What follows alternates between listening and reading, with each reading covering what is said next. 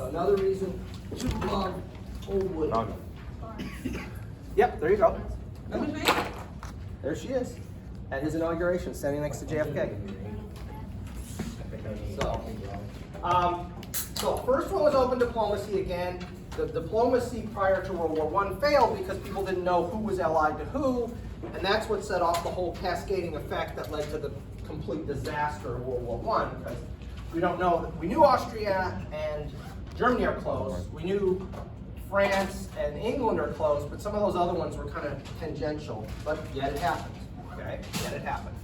Freedom of the seas is all about us telling the British, you are no longer the dominant naval power. You can't push us around. Oh, no, everyone gets free, free to do whatever they want at sea. But really, this is all about us. Okay? Really, this is all about us. Okay?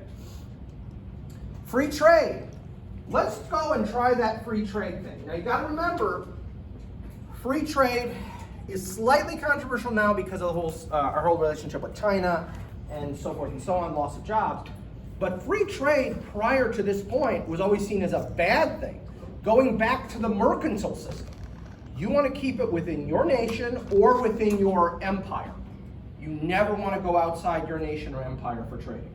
So the idea of saying, hey, we should all get rid of tariffs, we should all just trade freely, that was not a popular notion. This is that globalism thing that you have so often about. Right? Ultimately, I think you could go that far, yes. Disarmament. If we all get rid of our armies and navies, we can't have another war. Well, we'll see how well that works. And the answer is it doesn't, unfortunately. Number 5, national self-determination. Ethnic groups should be able to rule themselves. If you're white. Oh, you stole my punchline, man! Come on! That's my punchline! Well, that's like. Do it again. All right. Ethnic groups should be able to rule themselves as long as you're white. There we go. I mean, be fair, that's like the tagline for every era in history. Yeah. Well, yes, kind of it is. Right. But if we go far enough back, it's as long as you're insert a different Roman, Chinese, Greek, insert an ethnic group. Did they already destroy Africa at this point? Africa's already been divided up for a long time. There's only two nations in Africa that are not colonies. Liberia, which was actually founded by freed American slaves. Ethiopia. Yep, and Ethiopia. Those are the only two African nations never to be imperialized, colonized, whatever you want to call it. There's a whole bunch of territorial junk we're not going to get into because none of it's really important for us. Okay? So-and-so should get this piece of land, and so-and-so should get this piece of land. And who cares? That's not important to us. And last, but not at all least to Woodrow Wilson, is we should have a body wherein we can settle our disputes before warfare happens. And ultimately, this is called the League of Nations. That's what this will ultimately be called, the League of Nations. He's a racist bastard with one name. Yeah. Great name. Yeah. Oh, League of Nations is pretty cool. Sounds like a superhero group. Right. Yeah, like a superhero. I just The imagine- League of Nations. Yeah, just imagine a whole bunch of them sitting in like nice chairs and everything, like on screens, and like Secret Servicemen. There you and, go. Golden Circle. Now, Woodrow Wilson is going to put this out, and it's going to be highly publicized in the American newspapers. Then it's going to make its way into the Allied newspapers, and eventually it'll even find its way into German and Austro-Hungarian newspapers. And this is going to be one of the things, not the only thing, one of the things that are going to push the Germans over the edge to decide, you know what, to heck with this, let's end this war. The Germans are already starving, and then they're hearing, hey, Woodrow Wilson is going to create a world in which we don't have to worry, it's going to be okay. And this is, again, one of the things. Starvation is probably much more prominent on your list of things if you're German right now. I'm starving. 5 other things, Woodrow Wilson, okay? But that is enough for people to say, that's it, let's go. And there's a revolution in Germany. There had already been one in Russia. Russia's out of the war.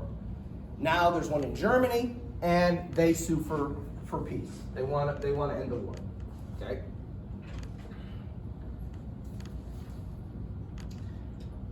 So we have an armistice, which all that means is a ceasefire. Everybody pulls their troops back. The Germans pull out of Belgium and France, the area they'd captured. They move back into Germany. They're fighting a mini civil war, okay? Because there are elements that say, no, we should keep fighting. There's elements that say we should have a democratic republic. There's elements that are saying, no, we should have a monarchy. There's elements that are saying we should be a communist state, okay? So they're having a civil war in Germany. And amidst all of that, we're going to actually have a real peace treaty, as opposed to just the, temporary ceasefire. And so the Germans show up at Versailles, which is the old royal palace outside Paris, okay? The Germans show up at Versailles, ready to negotiate the peace deal based on Woodrow Wilson's 14 points.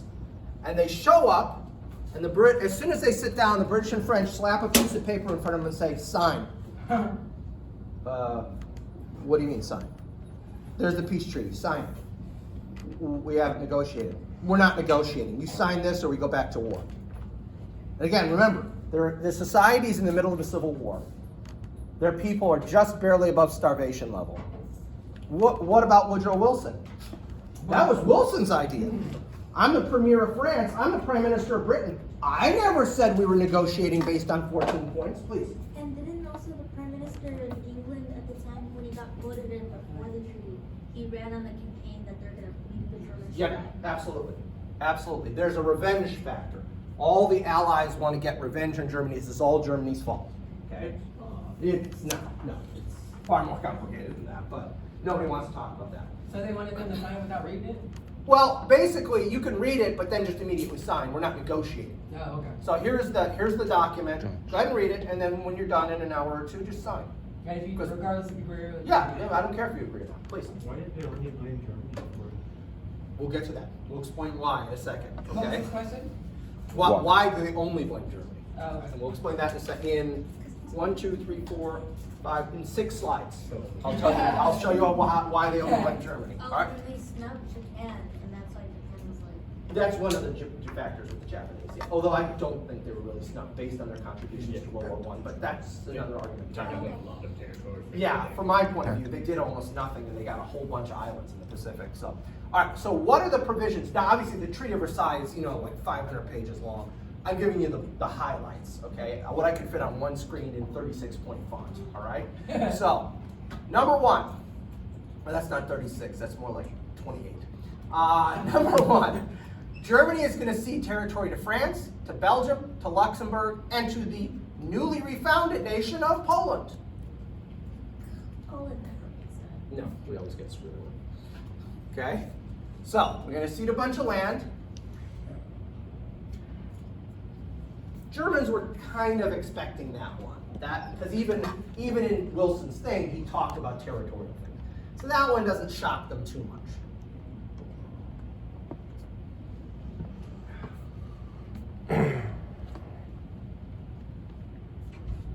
Germany loses all of her overseas colonies. Germany was pretty late to the colony game. So she had, I think, 2 territories in Africa and some islands in the Pacific, and then her zone of influence in China. That was kind of it. So as was already mentioned, the islands in the Pacific and the zone of influence in China, both of those go to the Japanese. Technically, they're under a League of Nations mandate, but for all practical purposes, they went to the Chinese. And the colonies go to the British and the French in Africa, the African colonies. Okay? Germany has to abolish her general staff. Okay? The general staff, which I've mentioned a couple times, a general staff, again, is this body of smart dudes who have specialized and focused themselves so they can run a large army efficiently. And on paper, like I said, we have a general staff right now officially. In reality, we don't have a general staff. What we have is pathetic, even in 2022. Compared to what the Germans had in 1870, we don't have a general staff. Okay? But that's how afraid the Allies are of this general staff, because they almost won. They took on almost all the world and almost pulled this off. So general staff is bad. That's what they think. In fact, how crazy do Americans get about this issue? They pass a law in the 1920s saying the U.S. Army General Staff cannot be more than X number of men. I don't remember how many the number was, but you can't be more than X number of people. And this gets even better. You can't have more than Y number of people in the General Staff in Washington at any one time. Because if more than that number is there, obviously they're plotting a coup.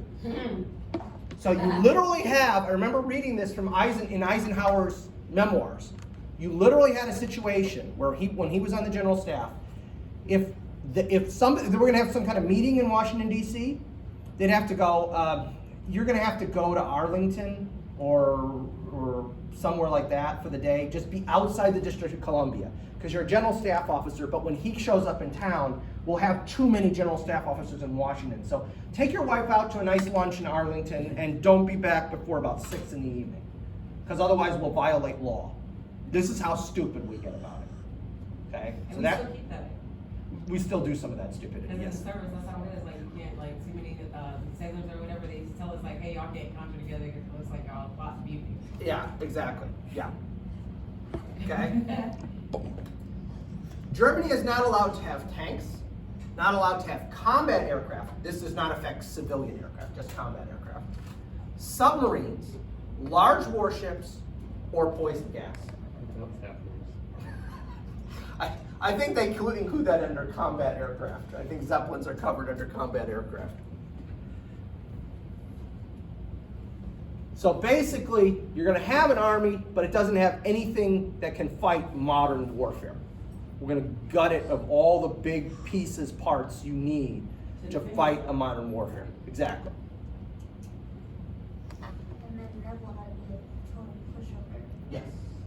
But we've got 15 years, 16 years for that one. Okay, so you can't have any of these things. The Germans will find ways to get around this. For instance, they'll create Lufthansa, which still exists, the German national airlines, and all of the Lufthansa pilots will be reserve army officers. So when the time comes, we just call them up to active duty, and then we'll create the Luftwaffe. Please, yeah. No, you answered it. I thought I've been mispronouncing it this No, whole time. Lufthansa and Luftwaffe. Okay. Waffe means like war or combat, and so it's the air combat. Luft is like air, so it's like air combat. And Lufthansa, I don't know what Tansa means. Current airline. Yeah, yeah. So, submarines. The Germans get around that. The Germans will have crews that crew these, basically what are like PT boats, these very fast-moving small boats, okay? And these crews will go on vacations together to Sweden, wherein they will just happen to tour the Swedish Navy's facilities and just happen to go out on a little cruise on a Swedish Navy submarine. Just to see. Just to see what it's like, because I've always wondered what that's like. So come on, they just went out for 2 weeks just for fun, It's like a fantasy camp, And by the way, most of the early submarines the Germans will have in World War II were Swedish built. So the Swedes love to do that. Oh, we're neutral. We had nothing. We haven't fought a war in like 100 years. You guys were profiting off war after war after war. So spare me that, your Volvos and your blonde hair. I'm sorry. Anyway, sorry. I was talking to a teacher once, and he said there's actually a difference between submarines and U-boats. Not in practicality. U-boat is just a German name for submarine. Okay. Unterseeboot. Unterseeboot. I was always very curious. What do you mean there's a difference? Yeah, not practically speaking. It's just it's a terminology thing. Okay. Yeah. Not until the yeah. second U-571. And one you don't want to be on with the U-boat. Yeah, because we sink so many of those. Right, like you watch They that think one. themselves. And occasionally, yes. And a poison gas, thankfully, almost everybody pretty much says, yeah, we'll have those in reserve, but thankfully, they've only been used in combat since then, in the Iran-Iraq War, and when the Soviets were in Afghanistan. Those are the only 2 times I know of in combat that they've been used. Obviously, they've been used in other cases, but those are the only combat cases. The German army can be a maximum of 4,000 officers and 100,000 men. Just for context, remember, that's smaller than the US Army. And we have one of the most pathetic armies in the world in the 1920s and 30s, excuse me. So if you're smaller than the US Army in the interwar period, the 1920s and 30s, you're really tiny. Because we had the 18th largest army in the world during the interwar period. Okay, we're gonna have a whole couple lessons on the interwar period. But yeah, that's how tiny it is. The Navy, on the other hand, is a total of 15,000 officers and men. That's minuscule. I mean, that's like what, 3 aircraft carriers now? Something like that. You could fit 5,000 or 15,000 people on 3 aircraft carriers nowadays. Actually, on one. Really? Yeah, because alone we're at least 2,000 ships crew, like just our ship's crew. So you imagine the airway that comes on Yeah. board and everything else that we get. Yeah. So so it's we can fix that on one. Because we're a crew like 3,000 max at least. Right. And then you include the air wing, the officers, and the chief of staff, and Right. Now, here's where it really starts getting interesting. The Germans have to cede 50% of all large ocean-going ships, 25% of their fishing fleet, and 40% of their inland navigation fleet. This is riverboats, okay? Now, this is where we've turned from attacking the German government to attacking whom? The German people, exactly. This is where you stop making it about the government and you're going after the German fleet. So, you're Hans the fisherman, okay? And you have a boat and you fish in the Baltic Sea up there, right? So, you had 3 sons. One was killed in World War I. One came back without a leg. The other one's got shell shock. And you get a knock on the door. And you open the door and there's a guy with a clipboard. And he says, Hans Schickelgruber. Yeah, that's me. I'm here for your boat. What do you mean you're here for my boat? I don't know if you heard about this Treaty of Versailles thing we had to sign, but we had to give up 25% of our fishing fleet, and yours is one of the ones we're giving up. Well, what did I do? Oh no, you didn't do anything wrong or anything. We just went, 1, 2, 3, 4, 1, 2, 3, 4. So alphabetically, you were just a 4. So sorry about that. We're here for your boat. Well, what do? Oh, we got this big, huge pile of worthless money we're going to give you, because they're experiencing hyperinflation, like 800, 1,000% inflation at this point in Germany. So they give him this wheelbarrow full of cash that he could buy maybe 2 loaves of bread with. But on paper, that's the value of your boat. Your boat is valued at blank, so here's what we're giving you. So you can imagine what this does to the German people. Okay, now as a German, how do you feel about the French and the British? you don't like them. You hate them. One son gets killed. My other son comes back, he's got mental problems. I got another son, he's alive, but he's missing a leg. And then you take my boat? So when Hitler comes to power, and he talks about this revenge and getting revenge on the Allies and the stabbed in the back theory, that we were going to win, but the people overthrew the Kaiser and we were then stabbed in the back by the Allies. The only thing he has to sell to the German people is the whole Jewish thing. Everything else, they're going, yeah, I remember that. Yeah, I remember that. Yeah, I remember that. Oh, Jews are involved? Okay, I didn't know that part. But okay, but otherwise, yeah. So there's this image people have afterward, like Hitler just totally twisted everybody and convinced them of all these lies. No. The only thing he had to convince them about is the Jewish part. Everything else, everybody who's been alive for World War I remembers, yeah, all that kind of sounds right. Okay? So the German people are already ready to get some revenge on somebody. He just takes, he adds the Jewish thing and the racial stuff and all that. But other than that, they're with him. They're already with him like 90% of the way. He's just slipping in a little extra at the end. Yeah, exactly. You know who's really responsible for that? And they're all going, Well, remember, anti-Semitism is very ripe in Germany already. In the world, yeah. So it didn't take much to push them over the edge and think, oh, I didn't know that. I knew about all this other stuff, but that last 10%, what? Makes sense to me. Let's go. Okay? And that was the Allies. If they had not done these kinds of things, had they made it directly just the German government, the average German probably could have said, you know what? I wasn't for the Kaiser. So this is all the Kaiser's fault. This is all Hindenburg's fault. This is all Ludendorff's fault. All those prominent guys. This is all their fault. But when you started taking my property and my livelihood is now gone, now it's personal. Now it's personal. Germany has to pay 6.6. What? I am out of it this morning. I'm looking right at the sixes and say 7. 6.6 million pounds sterling, that's British pounds sterling, in gold. They have to pay that much in gold. No collapsing paper money. Gold. And they have to pay it to the British and the French, mostly. The Italians got a little, a few other nations got a little. Like 6 each? No, total. Oh, so like Total. 3.3. But it's gold.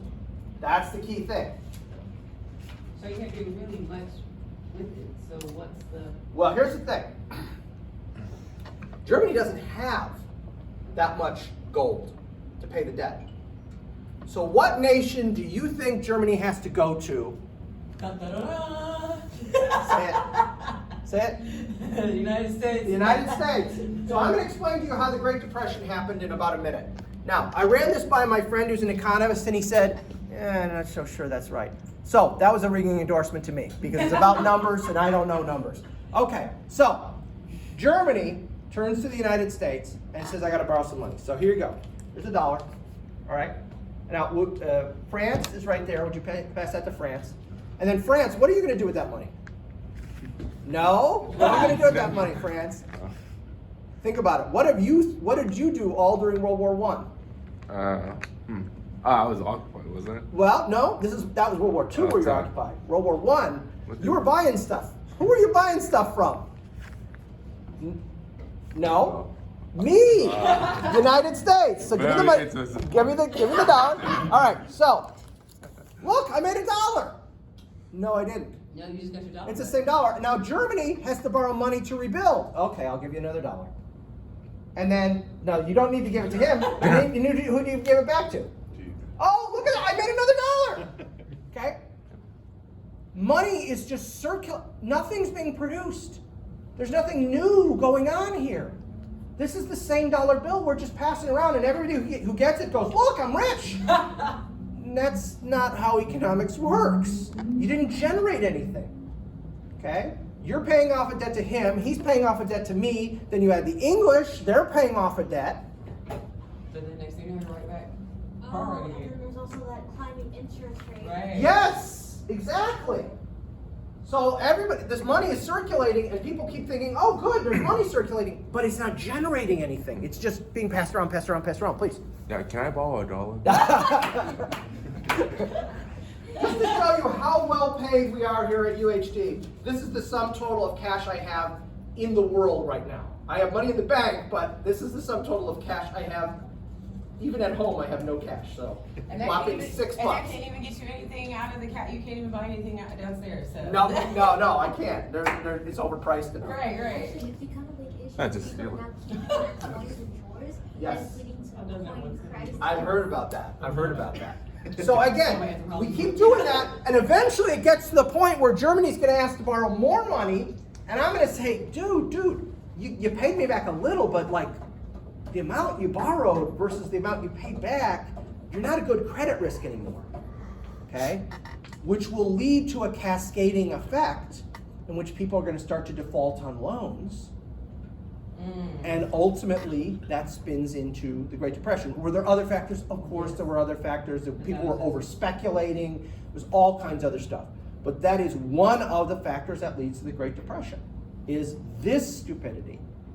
On top of everything else they've done that's stupid, add this. Oh, and one more thing. We're not done with the Treaty of Versailles. Very bottom line. Germany has to accept in the document that they are solely responsible for the entire war. It's nobody else's fault but Germany. They did it all by themselves. All by themselves. Nobody else was involved.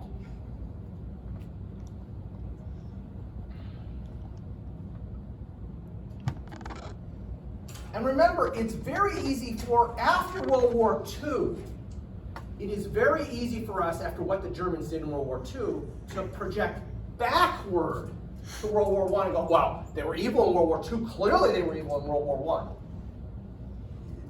I. Not really. Were they aggressive? Were they militaristic? Yes. But who wasn't? Yeah, let's compare that to the French. Oh, they never had any colonies. They never, no. The British, they only own 25% of the planet. Come on now. All right? And you go through the list. You go through the list of the countries. Okay? Now, when you look at this, again, in context, you can see why something like World War II was going to happen. It didn't have to come out the exact same way. It didn't have to be the Holocaust. It didn't have to be all these other things. But the Germans were ripe for revenge. Now, you could say, hey, Doc, look, you're being a Monday morning quarterback. You know what's going to happen, so you're just going, well, if I was there, I would have thrown that receiver was wide open. Yeah, you weren't on the field. You didn't have all these guys. Okay. Well, I'm going to give you two examples, and there are many more, but two quick ones, of people at the time who said, this is not going to end well. And the first one I'm going to show you is arguably the most prominent military officer on the Allied side. Ferdinand Foch, Marshal of France, and the supreme Allied commander in the last year of World War I. This is what he said when he saw the Treaty of Versailles.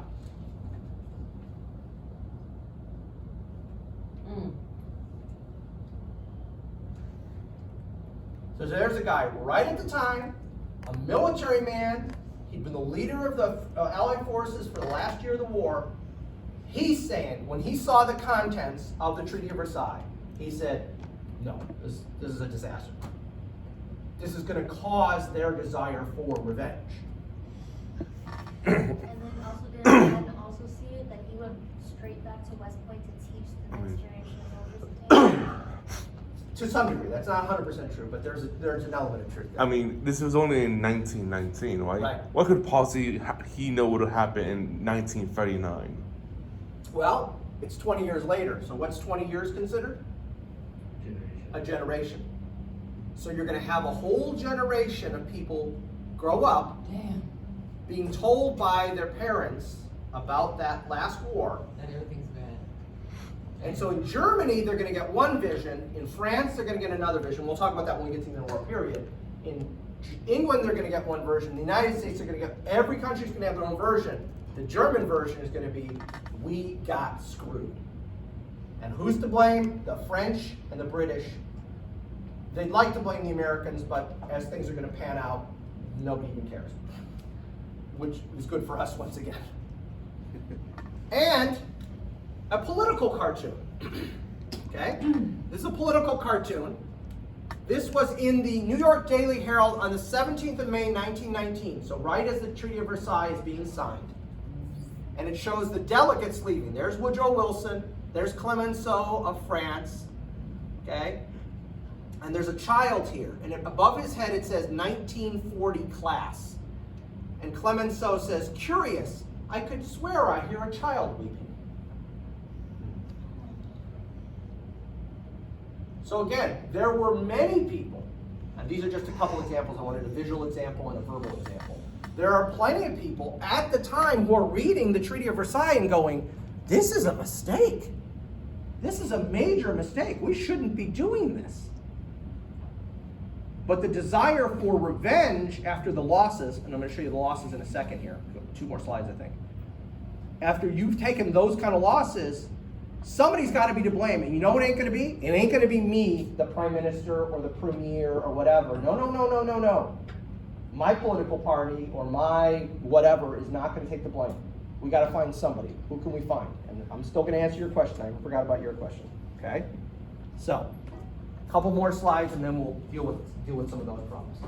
Oh, gold, remember that whole question of gold? Where's the gold going? Yeah, the 6.6 million. Okay, well, this is gold losses during World War I. And if you notice, Germany has the most severe gold losses.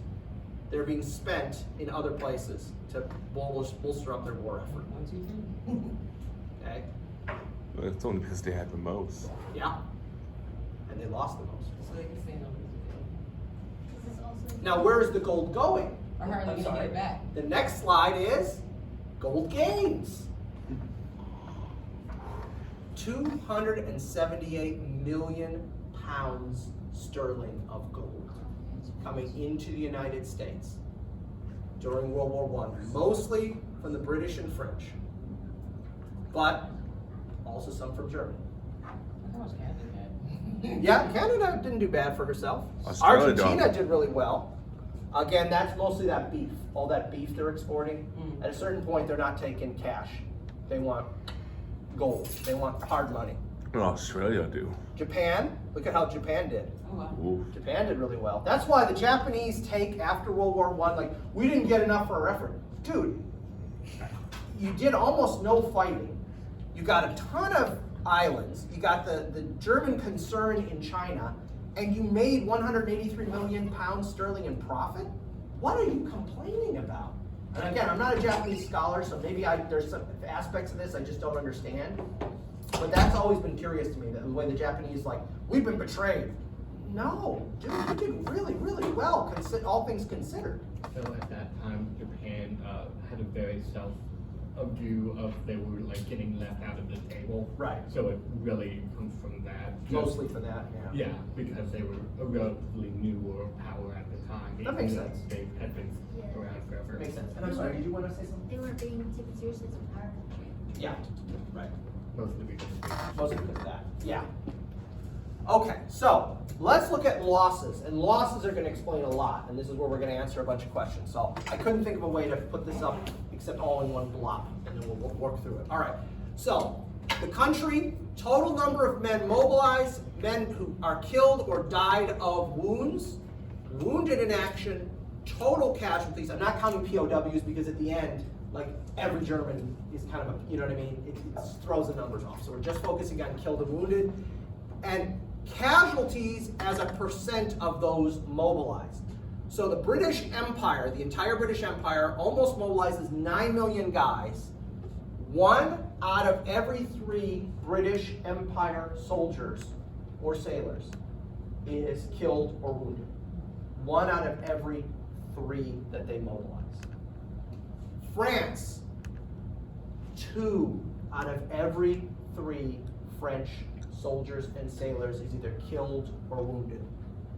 Italy, 28%, Russia, 55%, the United States, a mere 8.3%. Now, by modern standards, this would be horrific. By the standards of the era, it's nothing, it's a pittance. Now, there are other allied countries, but I just scraped it off here. So about 44% casualty rate, okay? Now, on the other side, Austria-Hungary, 62% casualties. Germany, 55% casualties. Ottoman Empire, 25% casualties. And again, if you total up, I know there's another country, Bulgaria, but that was so small I didn't bother, and it wouldn't fit on the screen. Almost about 53%, okay? Now, here's the key thing. These nations, especially the French, there's no way they're not getting revenge. There's no way they're not getting revenge. And there's no way their politicians are going to take the fall for what happened. Because that's not how politicians work. Doesn't matter what political party it is, doesn't matter what country it is, politicians never take responsibility for their actions. If they did, they wouldn't be politicians. They'd be human beings. Anyway, so France is going to get their pound of flesh, especially. Russia, think about this. At that level, Russia falls apart. She has a revolution. She's fighting a civil war. So the fact that the French don't fall apart completely is actually a miracle. And they almost do. In the spring of 1917, there is a rebellion that starts in the trenches, and it almost unravels the entire French army. But they managed to hold it together. Now on the other side, Austria-Hungary, Why can't we blame Austria-Hungary for this war? It's all. There is no Austria-Hungary. In 1919, there is a country called Austria, there's a country called Hungary, and then there's a whole bunch of brand new countries, Yugoslavia, Czechoslovakia, let's see what else. Bosnia is part of Yugoslavia at that point. Okay. What? Slovakia? Slovakia is half of Czechoslovakia. So at that point, it was one country. Yeah. So there's a whole bunch of new countries that we hadn't seen before in the Balkans. I can't penalize those new countries. And even the Austrians or the Hungarians would say, well, whoa, whoa, whoa, that was our former empire. We're just this tiny little country now. We're no longer that huge thing, okay? Likewise, the Ottoman Empire. Why can't we punish the Ottoman Empire for what happened? Lawrence Arabia. They don't exist. We've got the modern Middle East being created. Whereas all of that was the Ottoman Empire, we now have all these new countries. We have Syria, we have Lebanon, we have Turkey, which is the rump of the Ottoman Empire. We have Iraq, we have Kuwait, we have Saudi Arabia, we have Yemen, we have all these other, Qatar, all these other countries. So the only man standing is Germany. And that's why we have to blame somebody. Austria-Hungary and Ottoman Empire don't exist, and Bulgaria is your only other choice. Good luck with that. Bulgaria's got like 3 million people. Okay? Bless you. Thank you. We got to blame somebody. Who are we going to blame? The Germans. Because they're the only country that still exists. They just got stuck with the deal. That's it. Now, were they responsible? Partly. Absolutely. They ordered the mess. But you know what? You know who else was responsible? The British, the French, the Italians, the Russians, the Austro-Hungarians, the Ottomans. They were all responsible. My perception of World War I, and there's an Irish historian named Niall Ferguson who takes this tack too, is that World War I is a European-wide catastrophe. Okay, it is a European-wide catastrophe. There are a few true victims, little countries, okay, that are kind of victims. Yeah, but most of Europe, yeah, they were in on this. Yeah, Belgium, Luxembourg, yeah, they're victims. Okay, I'll give them that. But most of the other ones were either perpetrators, or in the case of like the Swedes, they were making money hand over fist. Stirring Yes, they were stirring the pot because it made them a profit. So were we, but we don't like to talk Yes, about that. and we were too. And that, see, what happens is in the interwar period in the 20s, there's a committee in Congress, and I forget what the name of the committee was, but where they talk about war profiteering. That basically, a number of these congressmen, what they're arguing is basically, we should not have been in World War I, which I actually completely agree with. We should not have gotten involved in World War I. And had we not become involved, the war probably just would have petered out. Because without those American soldiers showing up, it's not like either side would have had enough to make a rush and knock the other guy out. It would have been just kind of it would have kind of stopped. And everybody would have just said, okay, you just want to call it quits from here. And the Germans would have pulled back, and you would have had some of the same problems you had with the end of World War I, but not exactly the same, because nobody could enforce, you couldn't have enforced the Treaty of Versailles without the Americans. Not because we're good, just because we're fresh. We're new bodies. If the British and the French had tried to enforce it without our military to back them up, they couldn't have done it. There was no way they could do it. So the war probably just would have petered out. It would have been an unsatisfactory end for both sides, but there wouldn't have been both sides would be asking for revenge, rather than one side being the bad guy and the other side being the good guy, however you want to see it. Okay. Plus, I can't imagine it'd be good for like relations down. Like, they'll say, hey, you didn't help us during World War I. Why should we, you know? It's possible. I mean, it's a factor. So the war is over. A generation has been wiped out. In fact, if you remember from your literature classes, this is called the Lost Generation. Guys like F. Scott Fitzgerald and Ernest Hemingway, all those books they'll write in the 20s and 30s, these are guys who serve in the war and are scarred. Hemingway is an ambulance driver on the Western Front and is wounded, in fact, as an ambulance driver. Fitzgerald, I've never understood what his excuse was. He never left the United States during World War I, but he still manages to be a dissociative alcoholic, so I don't understand what that was about, but anyway. J.R.R. Tolkien. Tolkien, right? Tolkien is a veteran. A whole bunch of guys who are going to be authors in the interwar period are coming out of this. I mean, Mordor. C.S. Lewis, yeah. I C.S. mean, Lewis. Sauron and Mordor are basically a metaphor for industrialization, right? Yeah, absolutely. A number of people have talked about that. Absolutely. And we're going to be dealing, I would argue, we're still dealing with the consequences of this war. No nation has had as many issues coming out of World War I as France. Today, modern France is a creation of this conflict. I would argue too, because every other thing that's happened since then to France, its antecedents go back to World War I. Now I know you could take that, reductium ad absurdum, where you could go back and you can say everything comes from the Battle of Agincourt in 1450. Okay, all right, I get it. But this is a little more direct arrows. These arrows are a bit thicker and more direct, not thin and going squiggly. Okay. So now we're going to talk some more today about the next lesson, but let's talk about the exam. When do you want to have it next week? Do you want it early in the week, middle of the week, late in the week? I will put it online. It'll be open for 24 hours. You can take it any time in that 24 hours. It's 10 questions. I'm gonna post. I did bring it with me. I'm gonna post the cheat sheet online. Okay. So it's 10 questions. The answer should be the ideal answer should be 5 sentences. That's all. These are short essays. I mean, this is not right for your life. Okay. This is make your point, get out. The first sentence is here's my thesis. 3 sentences of what my thesis is, that kind of thing. Like the 5-paragraph essay, this is the 5-sentence answer, okay? Just boom, boom, boom. Late in week? Yes. Friday? Yes. Open, say, on noon Friday and be open until noon Saturday? Okay, I can do that. And then it'll be, you have 7.5 minutes per answer. So that's how you work it out. And I would literally have my phone out, with 7.5, click. Right. Okay, time. I got to just start the next answer. Okay. You upload a study diary later today? What? Yeah, I'll put it online. I forgot to put it online, but I'll put it online. I can bring a physical copies Monday too, because since it's not going to be until Friday, it's not like we're in a rush.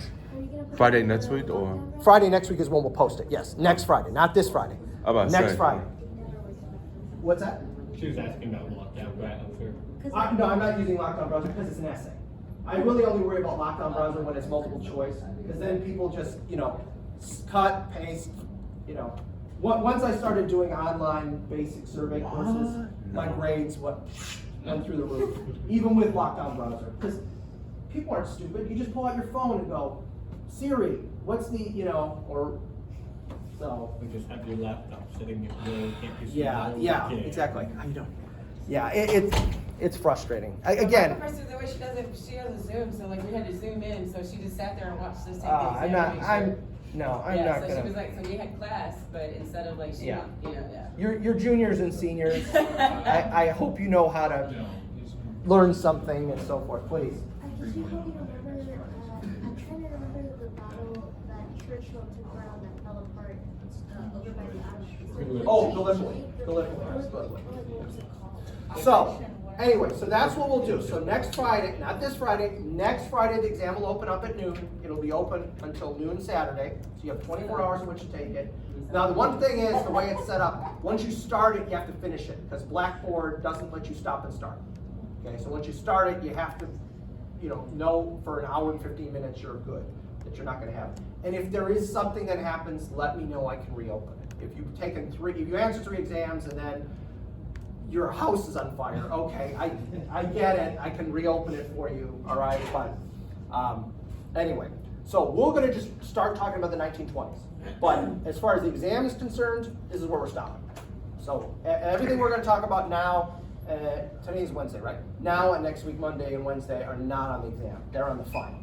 They're not on the midterm, okay? Oh yeah. So we'll stop this and then move on to the next lesson. The 1920s, yeah. Yeah. Flappers, The silhouettes. roaring 20s, let's go. All right, so It's This all is- up here from here. Right. this is the interwar period. It's generally known as the interwar period. Oh, good, we're on the primary monitor. Okay, so now did I answer everybody's questions vis-a-vis the end of the war? I answered your question, right? There was another question? I missed Did I it. cover it all? Okay, good. All right. So we'll start talking about the interwar period. So again, this is not going to be on the midterm. This is all going to be on the final. I don't do cumulative finals because I hated those when I was a student, so I don't do them. God bless your heart. I've never been one of those people, I have to suffer, I'm going to make you suffer. Why? Because I'm stupid? Anyway. Just to know you're not the England of France. No. Okay, so let's talk about the interwar period. The interwar period, my first book was about my first real book was about the interwar period. And I find this period fascinating, even though there's not much actual warfare going on, because of how much change is happening. So if you were to say, you got commissioned as a second lieutenant in 1914, when World War I started, and you somehow survived World War I, okay? You come out, and you stay in the Army, and then you retire at the end of World War II as, say, a full colonel. So that is a span of 31 years. I would argue to you that in this period, you would see the greatest amount of technological change that has ever happened in a 31-year period of time, okay? Now, let me show you what I'm talking about. That is an airplane in 1914. That is a box kite with an engine, okay? But that was an airplane in 1914. By 1945, we have jet aircraft. In 1914, that is shock force on the battlefield. Those are French Lancers. Yes, the same weapon medieval knights used. Long wooden pole with a metal point on the end, okay? That is land power, shock land power in 1914. By 1945, we have things like the King Tiger. In 1914, that is firepower. That is the French 75 millimeter howitzer. It was a great weapon. We copied it. Everybody copied it. It was one of the best weapons around. But that is firepower in 1914. By 1945, Get some. we have the atomic bomb. Foreheads on foreheads. So I would argue to you, in no other period in human history have things changed that much. Now, so it's 2022. So if we go back 31 years, gosh, I gotta do math. Okay, so that would be commissioned in 1991. Is that what? No, that wouldn't be right. 1992. 91. Okay, 91. Okay, 91. All right. So you were commissioned in 1991. We were driving M1 Abrams. We're driving 1 Abrams now. Yes, there's new software, but the hardware hasn't changed. For field artillery, M109 Paladin, we're still driving the M109 Paladin. Yes, software has improved considerably. Hardware hasn't changed. We're still flying F-15s and F-16s and 18s. See what I'm saying? So are things better now? Well, of course they're better. But it's software, not hardware changes in the modern era. And we could do that in any other era going backward. Any 30-year period in the modern era, it's all software, not hardware. Okay? And prior to this, of course, you didn't see this level of change for centuries in some cases. Why do I bring this up? When we look at World War I and World War II leaders, especially World War II leaders who kind of grew up in World War I, it's important to remember we expected a heck of a lot out of these people. We were expecting them to manage this kind of leap as if it were no big deal. We're living in an era where change is just taken for granted, okay? We're living in an era where it's just understood your phone is obsolete in 5 years max, okay? And your computer is obsolete and all this stuff. They're coming out of an era in which these guys all grew up riding horses, like people had done, for the last 8,000 years. And then we were expecting them in 30 years to transition to this, and it'd be smooth as silk. The human mind can only wrap around itself around so much information and so much change. And I'll tell you, as you get older, because I've found this out, change becomes less and less comfortable the older you become. Bingo. My daughters, who are 10 and 11, know how to use my phone better than I do. Okay? and are totally comfortable. They have no problem. And I'm going, whoa, whoa, whoa, whoa. Okay, show me that again. What did you just do? I don't, and did you, why is it making this noise now? I wasn't making that noise before. What did you do? No, I just changed it. Well, where? Show me. Okay, the number of times I've had that conversation with my daughters, I probably can't even count the number of times I've had that conversation with my daughters. The older you get, the less change feels good, and the more you get freaked out by change. So when I was your age, I was making fun of my parents and my grandparents, okay? And now it's coming back to haunt me, okay? Please. Did you ever read that paper that basically compared what you were saying, but they put it in the terms of countries? Britain is as old as you're stating that they can't do change. U.S. is younger. Right. So U.S. was able to do the adapt to change with the Second Industrial War. Britain was not able to adapt to change, so they stayed with the First Industrial War and never really moved on. Right. That makes a lot of sense, because the nations have kind of a psyche, and the older the nation, the less comfortable they are with change. And the British, in their minds at least, have an unbroken thing since 1066 AD, which means they're going to be less adaptable to change, whereas a younger country is going to be more adaptable to change. Absolutely, that's very much the attitude. I just thought of a weird comparison with advancement in technologies. It had to do with video game consoles. Like, there was no like NES from the 80s. Just plug it in buttons to like the Nintendo Wii. It was revolutionary time for motion controls. Now, in that same time span, 20 so years, not nearly as much advancement. It's better software, it looks better, it plays smoother, but not much really changes. It's still the same, just controllers. Yeah, I mean, I remember getting an Atari I 2600. was gonna say, yeah, the Nintendo. Okay, I remember getting an Atari 2600, and my first computer was a Commodore 64. Oh, damn. Okay, so that's how old I am. Okay, I remember getting the first real computer, which was a 286. I think it was a 286. It might have been a And you 486. sit down the phone at the same time you're trying to use a computer. Yeah, pretty much. Yeah, you can't do both. Okay. Did you have an Apple II? No, I never had an Apple until the early 2000s, when I just got tired of PCs and I just said no more, and I've had an Apple ever since. I'm not an Apple fanatic, because there's some things about Apple I really don't like, but and there's other things that are just much more. It's out of the box is easier. Don't If, worry. if you're not a techie. Sorry. Go ahead. Apple's only majority in the U.S. Worldwide, it's about 70 to 80% Android.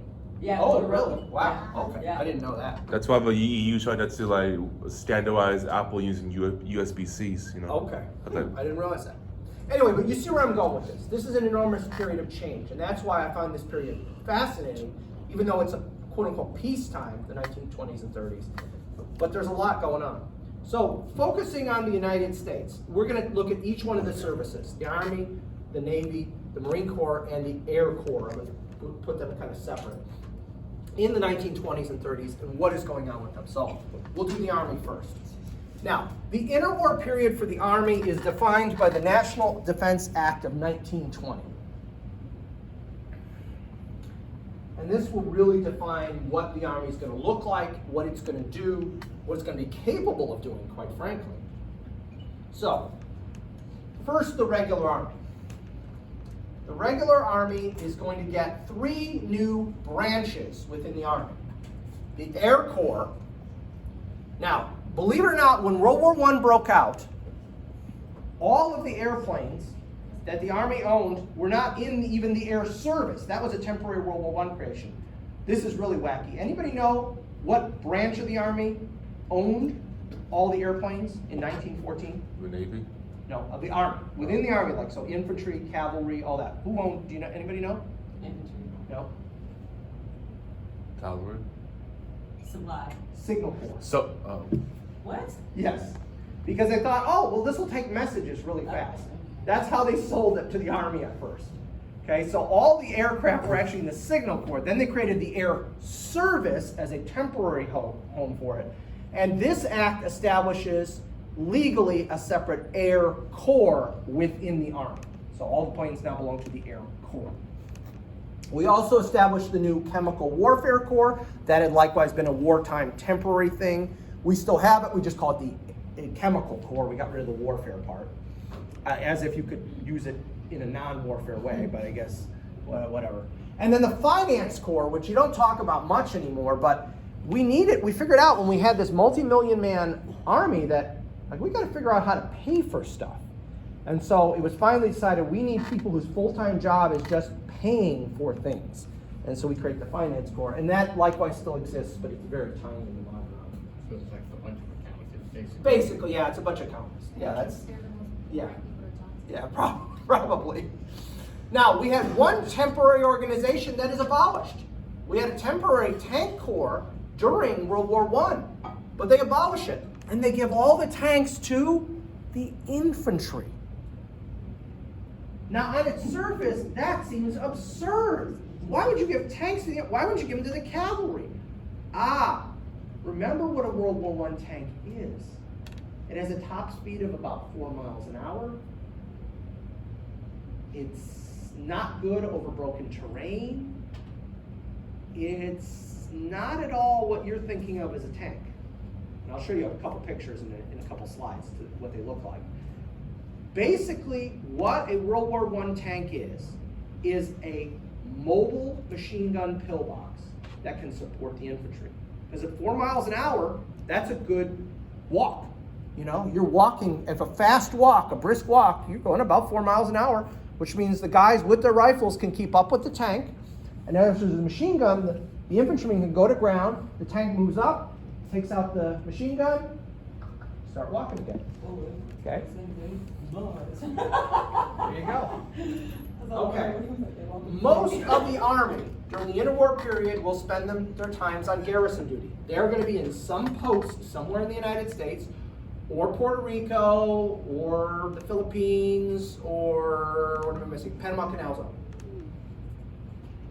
The most exciting thing you can do in the interwar period is to volunteer to serve with the 15th Infantry Regiment, which is located in Tientsin, China. It is the unit that protects the American legation in China. Remember, because of that whole Boxer thing, we're not taking any chances, okay? But other than that, we're going to the Philippines. There's nothing exciting going on. So the Philippines is considered good duty. China is considered awesome duty. And I guess maybe Panama Canal or Puerto Rico is next. And then it's just somewhere in the United States. Alaska, if you like that. Korea, was Korea captured by Nope, it? no, Okay. not yet, not Okay. yet. accountants. Okay, the Mexican border is still seen as the main threat to the United States of America. We have been predicting for over a century that any day now, the Mexican government is going to collapse and we're going to be overwhelmed with the surge of people rushing the border, which is not quite what's going on now. Despite the numbers we're talking about, that's actually slightly a different thing. It's economics as opposed to political, okay? But for over a century, that the U.S. is convinced any day now Mexico is going to collapse and there's going to be this humanitarian crisis and everything's going to fall apart. So. They're not wrong, because the border collapsed for decades. Yeah. I mean, in theory, it could still happen if the narcotics people destabilize the government enough. It's always amazed me how there could be as much stability as there is given, and I've known people who are from Mexico and say like certain regions, no problems, other regions, it's like the Wild West. I mean, it's just, yeah. So, anyway, but that has been for over a century the primary focus, you know, for in the State Department. Any day now this is going to happen. Any day now this is going to happen. So, the entire United States Army in the interwar period is 4 infantry and 1 cavalry division, but they're all at half strength. So at peacetime, we don't recruit to the full strength of the regiments on paper. We only recruit to half the strength to save money. Because again, we're in a phase then where we're cheap about stuff and we don't spend a lot of money. So the entire United States Army is 2.5 divisions. If you look at it that way. Half of 5, 2.5. Okay? Currently, we have 31 brigades, so we have 10.3 divisions, all at full strength. So our current army is 4 times bigger. just combat. And then we have way more support than they did in those days. These guys have very little support in this. Okay. What about the National Guard? The National Guard is already reserve. We've got nothing else. Okay. Theoretically, these guys are drilling regularly, and in a national emergency, they can be called upon. So they're part of this time, they're still considered part of the United States Army? They're considered part of the larger defense policy. They Okay. still belong to the states until the president activates them, but they're considered when they do planning. They plan for this. And there are 18 divisions, but they're all at half strength. And they drill infrequently. And having been in the Guard and the reserves, I can tell you, not most, anything combat related, you cannot be good at in the reserves. I'm sorry. It's not your fault. It's that if you're on active duty, you do that, you practice 6 days a week, 5 to 6 days a week. In the reserves, you practice 2 days a month. You just can't be good. Yeah. Now, as I mentioned before, if you're in a transportation unit, if you're in a medical unit, if you're in any of these kind of support, you could be just as good in the reserves or Guard. In fact, sometimes better, because you frequently get guys in those specialties who do those things for their civilian jobs. I told you guys when I was a medical service corps officer, all but one of my medics was an EMT. And so since this was before the invasion of Iraq, my guys in the National Guard had way more experience with treating trauma wounds than the Army guys, because we hadn't been at war for a decade at that point. Whereas my guys were working as EMTs full time in the Toledo, Ohio area. There was plenty of gunshots and all that kind of stuff. They had a lot of experience, okay? So, here's another problem. In those days, you didn't drill 1 weekend a month. You drilled 4 hours a week. So the way it worked in those days is if you were in the National Guard from 6 to 10, one night a week, you met at the National Guard assembly area and you drilled for 4 hours. So they were even doing less. Because I can tell you, you could get a little bit done in 2 full days.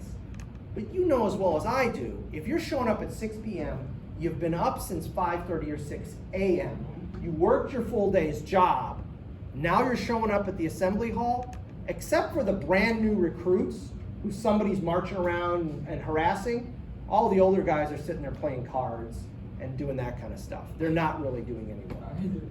Okay? Yeah, or sleeping. Okay? So, it's not until the Kennedy administration that they change it and make it 1 weekend a month as opposed to 4 hours a week. And that was a good move. Even though, quite frankly, I would have preferred 4 hours a week because it would have been easier. But for national defense and preparation, that was a good move. The Kennedy administration made a good move. It's one of the few good things McNamara ever did. Please. Has that changed since then? No, it's 1 weekend a month. 2 weekends here. Yeah, and 2 weeks in the summer. Yeah. But then, of course, we've mobilized the National Guard and the reserves so much in recent years that at times it was like these guys were active duty. I mean, and now it's like don't even go in the reserves. yeah, but it's been harder to recruit guys in the reserves than it has in active duty at times, because the expectation if it's active duty, this is my full-time job. If you're not on active duty and you don't have a government-related job, they're always trying to screw you over and fire you. Even though there's all kinds of legislation that says you can't fire a deployed reservist, companies are always trying to do that. They're always trying to, we eliminated your job. We didn't fire you. We just eliminated your job. No, you can't do that. And then reservists have to get lawyers, and yeah, it's tough. It really is. We do have a reserve, though. Remember, we had created under the 1916 Act the Organized Reserve Corps. Okay, we do have a reserve. Okay, it has 106,000 ROTC graduates during the interwar period. Because here's the thing: ROTC exists at most state universities. And in those days, every male student had to attend the first 2 years of ROTC, whether you wanted to or not. Like all these guys? They would have had in those days. They would have had to have attended the first 2 years. They didn't have to get a commission. They didn't have to do the last 2 years. But they had to attend the first 2 years. And that goes back all the way to the piece of legislation in the 1860s, the Morrill Act, that's what it was. The Morrill Act, which establishes land grant universities, that there had to be a military training aspect to it. And that changes in the 1960s because of Vietnam. So many people are anti-war that they eliminate that at most of the public universities. They keep the ROTC programs, but they don't force people to attend.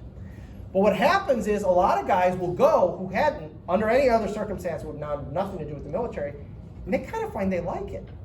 So they'll go, okay, you know what, I'll attend the next 2 years. Well, when they graduate, the Army, this is bigger than the entire Army.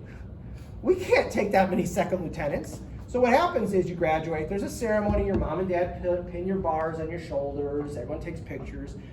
Then you go and get a regular job, and a month or two later you get a letter in the mail that says, Dear Second Lieutenant Bielikowski, in the event of a national emergency, you are assigned to the 626th Infantry Regiment of the 85th Infantry Division based at Fort Sam Houston, Texas. Address any correspondence to the below. I am yours respectfully, Captain blah, blah, blah. And that's it. You never do anything else, okay? The idea here is we create 27 infantry divisions. We assign these guys to these infantry divisions so that when the war comes, we can just pour in all the brand new recruits, draftees, and poof, we got a division. Well, that's all good on paper, but these guys, after they got out of college, most of them have done nothing. Now, a few of them will take correspondence courses. You know, you can do correspondence courses and get promoted because of that.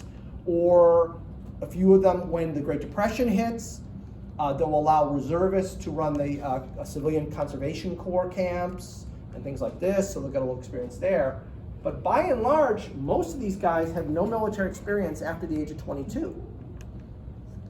And we expect them to go ahead and be in these divisions, which, by the way, exist on paper only except for a headquarters company. So there'll be a headquarters with some colonel who in event of war is theoretically going to become a major general overnight. He's the commander of the division, and he's got, you know, some sergeant as his clerk, and, you know, maybe a dozen guys actually showing up on a daily basis. But in time of war, we're going to start this division right around you, Colonel. And when World War II happens, we kind of do it, but we also see, oh my gosh, this is not working really well. But it's better than nothing. Okay, it's better than nothing, but it's not a great plan. That's your army for the 1920s and 30s. It's pretty pathetic. And as I say, by 1939, we have the 18th largest army in the world. Who's ahead of us?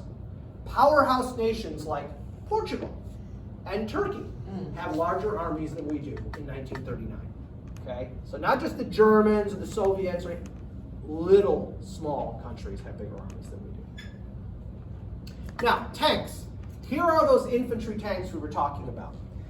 There are two models that we have during most of the interwar period, at least the 20s. This is the FT-17, usually called the Renault, because the Renault company, which is a car company now, was the ones who made these in France, and we get a license to build them based on their design. It's a two-man tank. The driver's in here, gunner's in here. Again, top speed of about 3 miles an hour. The armor's not very thick. It can stop a rifle bullet, but anything bigger than a rifle bullet's going to go right through it. It's underpowered. The engine's in the back. The engine is underpowered. It really doesn't have the oomph it needs. If it gets into deep mud, it's going to get bogged down. And you can see the gun is really puny. It's like a 20 millimeter gun. Some of them have machine guns, some of them have a 20 millimeter gun, real small. The bigger tank is this. This is the Mark 6? I think it's the Mark 6. This is a British design. We don't have as many of these, and for good reason. They are ginormous. If this one is small, this one is huge. It's an 8-man crew. Okay?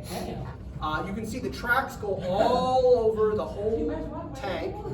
Again, slow, underpowered, just, yeah. Hey, if it flips upside down, let's keep going, right? That's the theory, but the reality is if you flip upside down, it's upside down. If they have one of those in a British museum, but they can't move it because it breaks the pavement, I don't know about that. I do know they have one that they found in France after like 70 years, and half of it had like rusted away, but somehow the other half hadn't.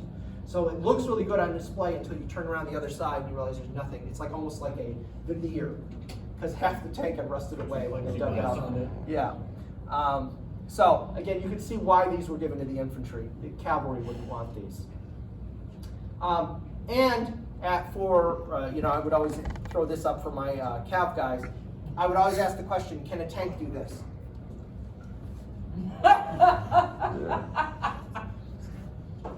And the answer is yes, tank can do that once. Because at the bottom of that hill, the tank is a bunch of scrap. Whereas that horse, a well-trained cavalry horse like that, can do that jump and be just fine at the bottom. I love that he's just standing. That's it. Right. Standing up in the stirrups. And that picture was taken in the early 20s at Fort Riley, Kansas. You wanna see what my horse can do? That's what it looks like. Wanna see what my horse can do? But actually, that horse is fine at the bottom. She's not going to be hurt by that. Yeah, she. Yes. Yeah. So we've run out of time. We'll just reconvene. I'll post the study guide.